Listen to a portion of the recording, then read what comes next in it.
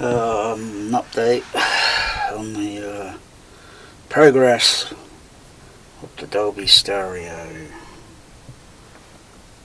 CP200. At the moment, kaput, waiting on a new,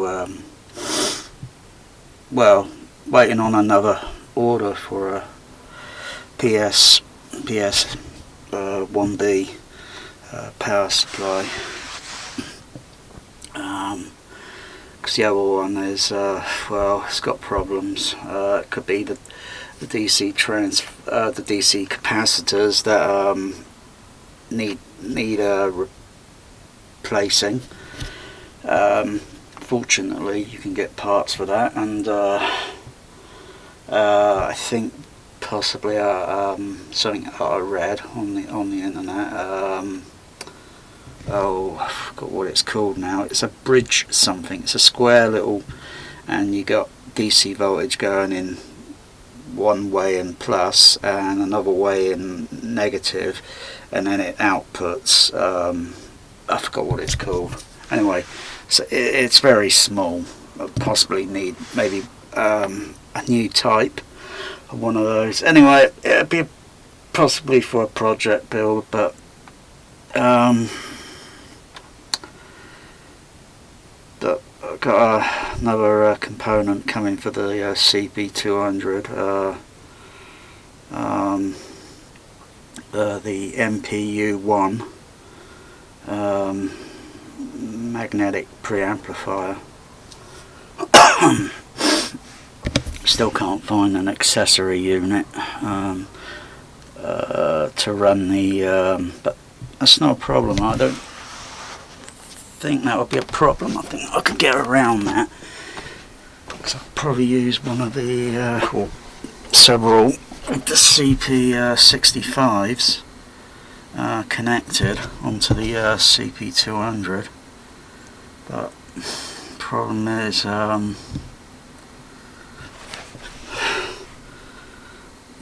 the rack space. I've been thinking of,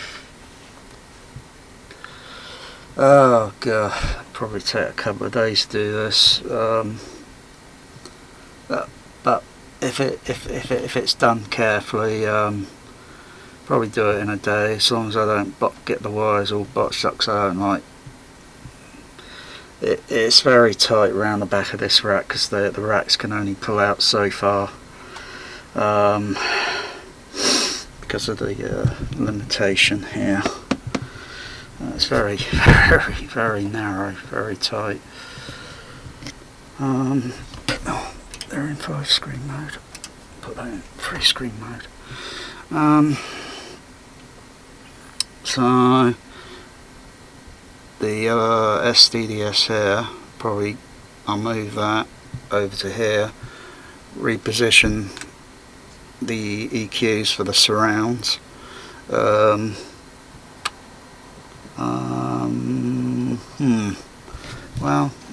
I've got several options. Either I put them in here, or I can put them in the kitchen, in the rack, because it's only the outputs. The surrounds are all, they're not EQ'd independently. They're powered independently, but they're not EQ'd independently. They could be if I wanted to, but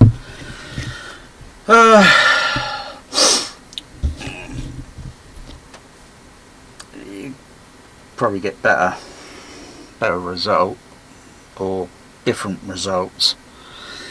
But anyway, I could always move these into the kitchen, put them in the rack in there.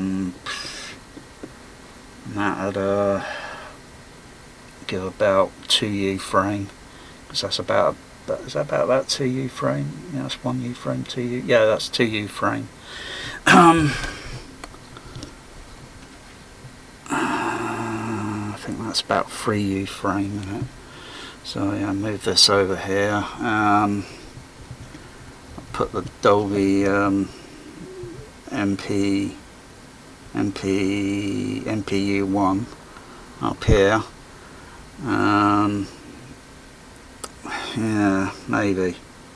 It depends on the situation of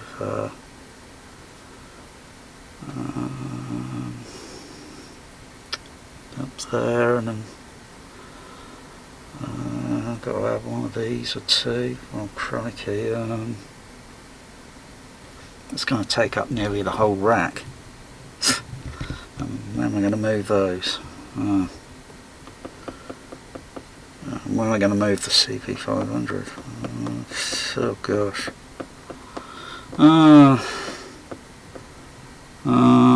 Need a taller rack.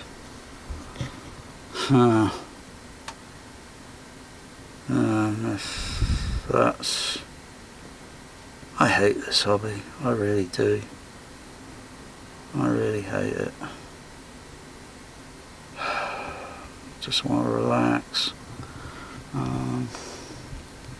So either a rack that's a little bit taller, not as tall as the one in the kitchen, for the amplifiers.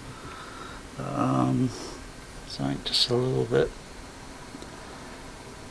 just maybe about up to about that height. And of course I could still put that on top of the rack. Yeah. I'll see how I design it. And it's quite a bit of technology to fit into the rack.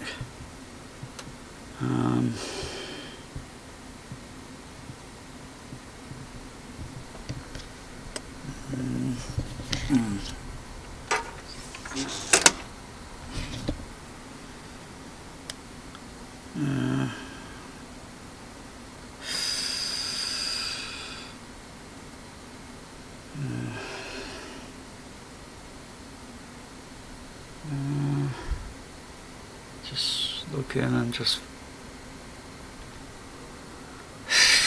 trying to think, because the CP200's got to be well, doesn't have to be, but the cables that attach onto the back, it's like that there, has to be on the bottom. Okay, so just set the camera down. That's got to be there, and this goes on top.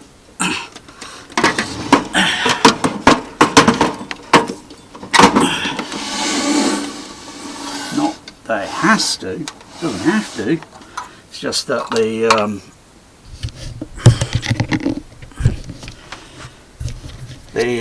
ribbon cables, I mean, hey, you can get these on eBay, and it's pin to pin, wire to wire, pin to wire to pin, you know, so you can't go wrong.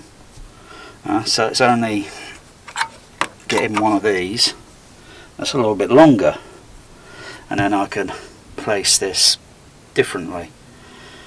But that's, you know, standard, like, you know.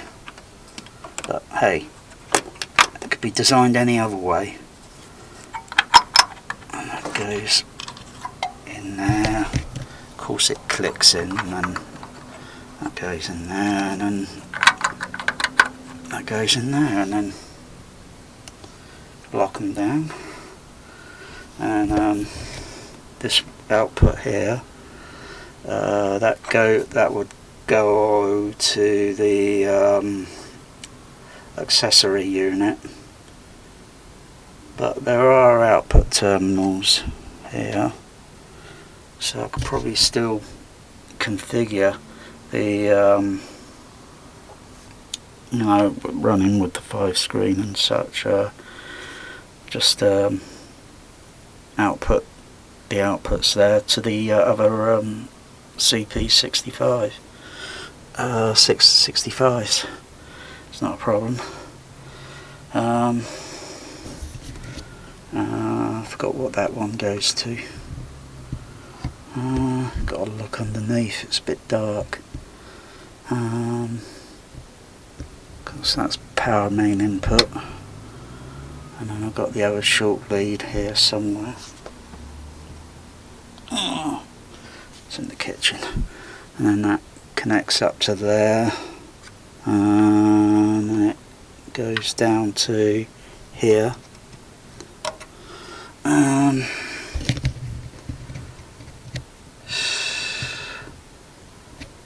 These are for other inputs. Yeah, I think I'll be able to bend the rules a little bit on this one with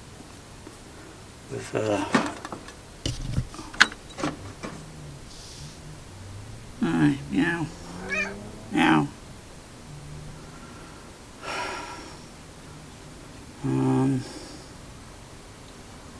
Oh, sniffing it. Do you wanna? No? No? Yeah.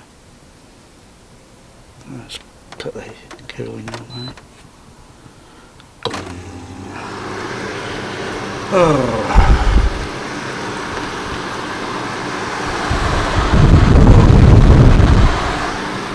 Wow. Yeah, so that's that.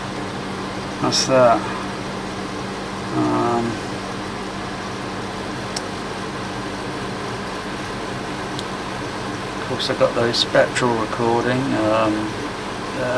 SR modules, the SRA5s. I know. Once I get it all, you know, then I'll start configuring to have it do something fancy, but so a little bit fancy that you just can't do with a Dolby Atmos flagship Denon or Marantz or whatever. Even if it was a CP850, I mean, it still couldn't do what a CP200 could do. CP200s, they're very rare to come by. Not many people would have them. Probably would sell them on there, just keep them with the projection system with digital as well. So it can do everything. I can't do everything here, can I? Well, I could get a projector, but I can't be arsed. I mean,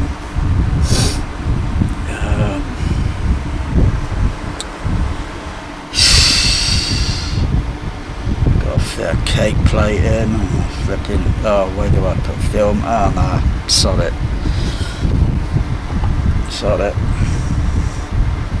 It's really,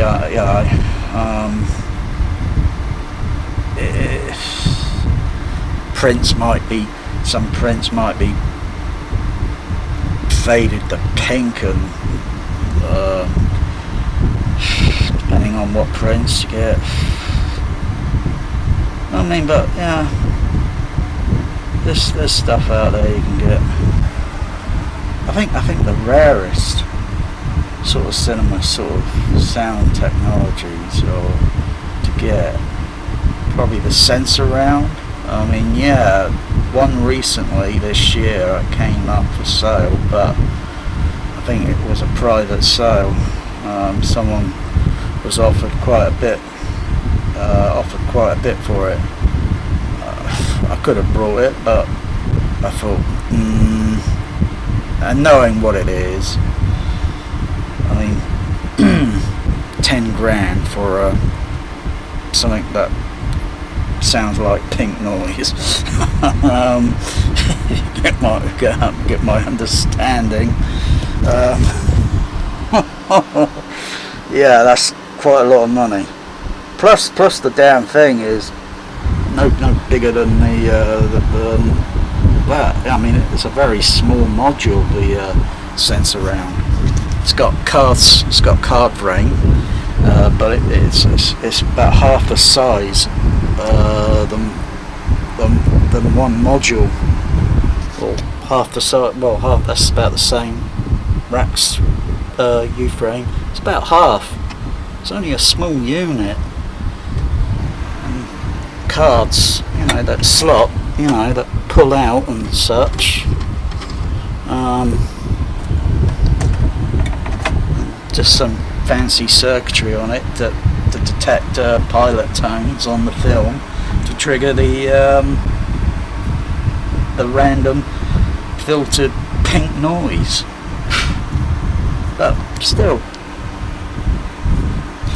quite a nice thing to I think the other rare one is the CDS Cinema Digital Sound that only lasted a short few years because they used up all the soundtrack for digital, no analog soundtrack, on 35 or 70mm, and 10 films only released. Edward Scissorhands, Dick Tracy, Final Approach, Days of Thunder, and Terminator 2. I can't remember all the other ones. Oh, they're popular titles. Most of which I've probably got on DVD or Laserdisc, or Blu-ray, whatever. But, that's probably, yeah, I've seen a picture of the CDS, but not a very good picture, in a rack, but not a very good picture. But from looking at it, it looks pretty large. It's almost about that size, like one big box. I'm thinking, bloody hell. And someone mentioned on a forum that the digital sound head is pretty large as well. I'm thinking, blimey.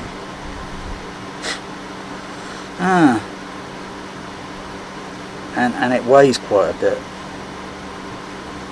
Oh, it must be made of metals and what have you, and sprockets on it, and yeah, that's pretty rare.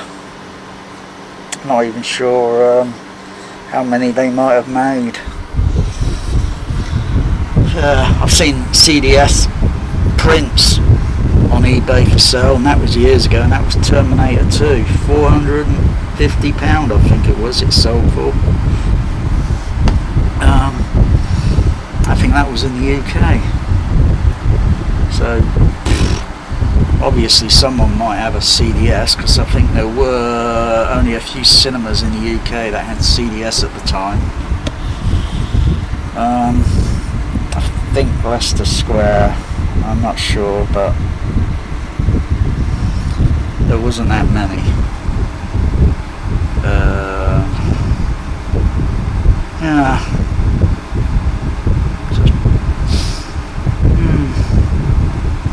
CP200. Oh, that's probably the finest processor made. It looks kind of dinosaurish. I'm gonna get a kick out of using the presets,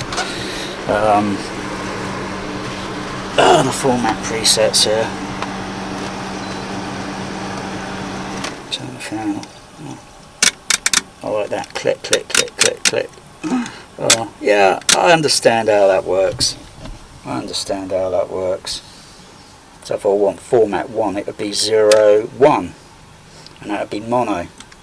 I'll go to 4, and that would be Dolby Stereo, and 5, that should be Dolby SR, and there's also other presets where you have LCR channels, no surround, or what, something like that. Dolby Stereo with surround, or Dolby Stereo without surround, and so on.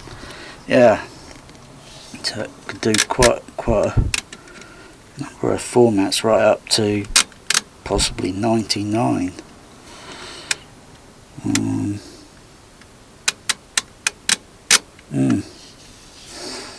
Yeah, oh, just like that. Oh.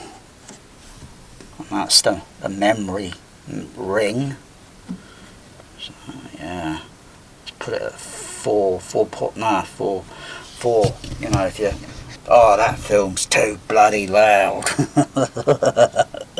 We're playing at 4, 10 dB below reference.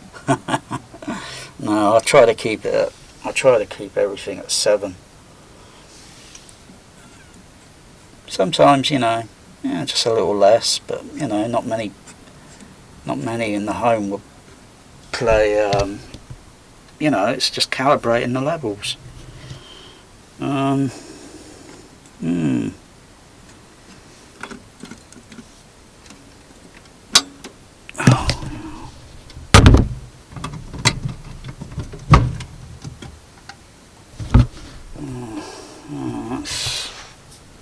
That's pretty cool.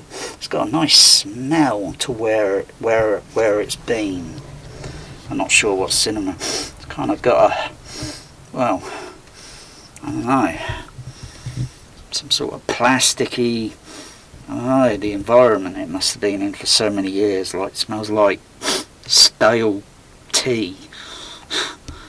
They must have been drinking lots of cups of tea.